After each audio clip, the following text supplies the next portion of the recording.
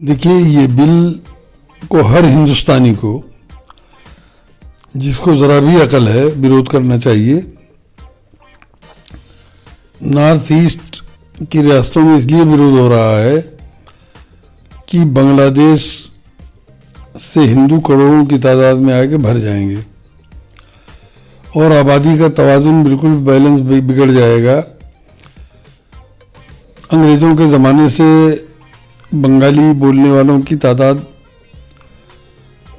आधे आध रही है आसाम में, नॉर्थ ईस्ट में भी रहे हैं, बंगाल में तो है ही हैं। तो वो ये समझ रहे हैं कि बांग्लादेश से हिंदू इतनी बड़ी तादाद में भर जाएंगे कि बंगाली बोलने वालों की अक्सरियत हो जाएगी पूरे इलाके में, इसलिए वहाँ ज़्यादा विरोध हो रहा है। और अगर उसके दूररस नताइज जिस दिन यहाँ के लोग समझ लेंगे तो यहाँ भी उतना बड़ा विरोध होगा। मोदी जी जब से आए हैं, उनका हर कदम, उनका हर कानून, उनकी हर योजना या तो आरएसएस के वर्करों को लखपति करोड़पति बनाने की है और या तो हिंदू कही जाने वाली अक्सरियत को बेवकूफ़ बनाकर उनका वोट बैंक बनाने की है। हजारों योजनाओं में जिनको मोदी जी भी गिन के नहीं बता सकते, उनमें दो तीन को छोड़कर सब से मुल्क का नुकसान हुआ है और नए नए पूंजीपति बन के उभर रहे हैं। पूंजीवाद के पोषक हैं और बहुत बड़ी पूंजीवाद के पोषक हैं, यानी अडानी अंबानी से कम उनको कोई जचता ही नहीं।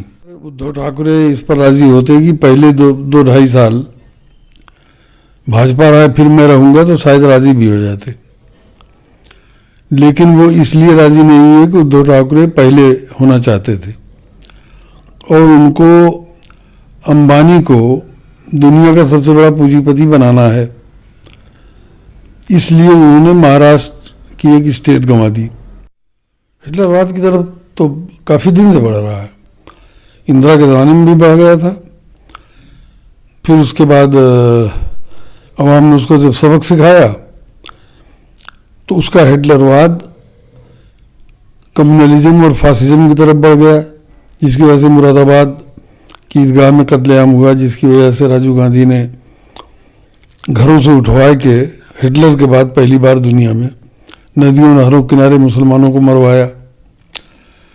तो वो भी हिटलरवाद था और ये तो हिटलरवाद की तरफ बाकायदा बढ़ रहे हैं, लेकिन ये भूल गए, हिटलर का अंजाम भूल गए, इंदिरा गांधी भूल गई थी, ये भी भूल गए हैं। जब एक बार कानून धर्म के नाम पर बन जाएगा और धर्म की बुनियाद पर किसी को वंचित किया जा सकेगा, तो कौन सी अदालत होगी जो कहेगी कि नहीं, जात के नाम पर नहीं हो सकता।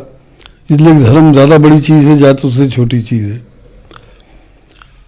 मैं तो कहता हूँ कि 2022 के चुनाव में यूपी में कोई न कोई पार्टी ये मैनिफेस्टो लाएगी कि जो जातियां पहले से आबादी के अनुपात से बहुत ज़्यादा हैं सरकारी नौकरियों में, उनको हम 15-20 साल के लिए वंचित करेंगे और किसी ब्राह्मण, किसी वैश्य और किसी कायस्थ को नौकरी नहीं देंगे, बल्कि वंचित वर्गों को सारी नौकरी मिलेगी। कश्मीर पर इतना खर्च होगा कि भारत पाकिस्तान दोनों कभी दुनिया में तरक्की नहीं कर सकते। कश्मीर पर इतना खर्च हो रहा है और वो खर्च हमारा बहुत बढ़ गया है 370 ख़त्म करने के बाद, इतना बढ़ गया है कि वो सुधर सकता ही नहीं। एक पूर्वी यूपी में कहावत मशहूर थी कि तुम्हारा लड़का जो है हंसिया निकल रहा है बाग में, फलानी बाग में, और तुम आराम से बैठे हो। तो उसने कहा मैं क्या करूं, हंसिया निकल रहा है तो उसका नतीजा भी वही भोगेगा। मैं समझता हूं कि मोदी सरकार इस दोनों बिलों को लाके हंसिया निकलने का काम कर रही है। देखिए, भारत की 90% आवाम को कभी आज़ादी और गुलामी से कोई मतलब नहीं रहा। वो जानवर थे जानवर बना के उनको रखा गया हजारों साल तक। उनको उनको उन पर इसका कोई असर नहीं पड़ता था कि हमारा मालिक देसी है कि विदेशी। उनके नज़दीक देसी विदेशी से ज़्यादा खतरनाक थे। वही फिर होने जा रहा है। आप ये कह रहे हैं कि एक बार फिर ब्रिटिश रूल की तरफ भारत बढ़ा, जिस तरह से अंग्रेजों का कब्जा था, कोई और कब्जा करने आएगा? कोई कब्जा करने आएगा तो बहुत आसानी से कब्जा कर लेगा। वजह यह है कि तब तक जनता इतना ऊब चुकी होगी हमारे हुक्मरानों की मफाद परस्ती से और उनके करप्शन से कि कहीं ऐसा ना हो कि जनता वेलकम न करे। बाहर से आए के कब्जा करके राज करने का सिलसिला यहाँ 3000 साल पहले शुरू हुआ, जो 15 अगस्त 1947 तक जारी रहा। तो हमारे खून में दाखिल है। कुछ लोग इंसानियत के नाते उन मुल्कों के हिंदुओं को लेने की बात कर रहे हैं जहाँ उनके बकौल उनको इंसाफ नहीं मिल रहा है, वो अपनी अक़लियतों को नहीं देख रहे हैं। बांग्लादेश या पाकिस्तान में इस्लामी मुल्क हैं, लेकिन वहाँ कोई कानून हिंदू मुसलमान की बुनियाद पर नहीं बना है। सिर्फ एक बना है कि मुसलमान ही प्रेसिडेंट और वो होगा। यहाँ नहीं कानून है, लेकिन यहाँ मुसलमान कोई प्रधानमंत्री नहीं बन पाया। वहाँ भारत में अक़लियतों की हालत पाकिस्तान या बांग्लादेश से बेहतर नहीं है। कानून में बेहतर थी, अब कानून में भी बेहतर नहीं रह गई। दुनिया में जितने डिक्टेटर होते हैं वो सब बेवकूफ़ भी होते हैं, बुज़दिल भी होते हैं। हालिया तारीख में सबसे बड़ा डिक्टेटर हिटलर हुआ है। अगर वो बेवकूफ़ न होता तो 1 महीने के बाद रूस पर हमला करता। बरतानिया पर उसके कब्ज़े में 1 हफ्ता ज़्यादा न लगता, लेकिन उसने रूस पर हमला कर दिया और ख़ुद ख़त्म हो गया।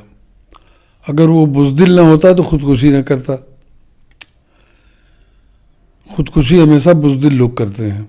भारत तो इजराइल की पेशी पर सोनिया राज से बढ़ रहा है, कोई मोदी के राज में नहीं, सोनिया के राज में ही बढ़ रहा था। और सोनिया के राज ही में अमेरिकी असलहा थ्रू इसराइल खरीदने का काम शुरू हो चुका था। सोनिया राज में ही दुनिया के बहुत से मुल्क फ़ौज की वर्दी, जूता, मोजा, जर्सी हमारे यहाँ से खरीदते थे और हम इसराइल से खरीदने लगे थे। इतना बड़ा मुल्क जो हमारे 2-3 ज़िलों के बराबर है, हमारे यहाँ 900 से ज़्यादा ज़िले हैं, 2-3 ज़िलों के बराबर है। उससे अगर हम सिर्फ सुई खरीदने लगे तो वो माला माल हो जाएगा। अगर एक प्रोडक्ट, ये तो सोनिया के ज़माने से शुरुआत हुई है। तो अगर जो गलती कांग्रेस ने की, क्या वही गलती भाजपा दोहराएगी? सारी गलतियां वही दोहरा रही है। नेहरू ने 341 में से मुसलमानों और ईसाइयों को वंचित किया था, ये शहरियत से मुसलमानों को वंचित कर रहे हैं। कौन सा काम ऐसा है जो नेहरू कर चुके हैं और नेहरू की मुखालफत भी कर रहे हैं और नेहरू के ही रास्ते पे चल रहे हैं।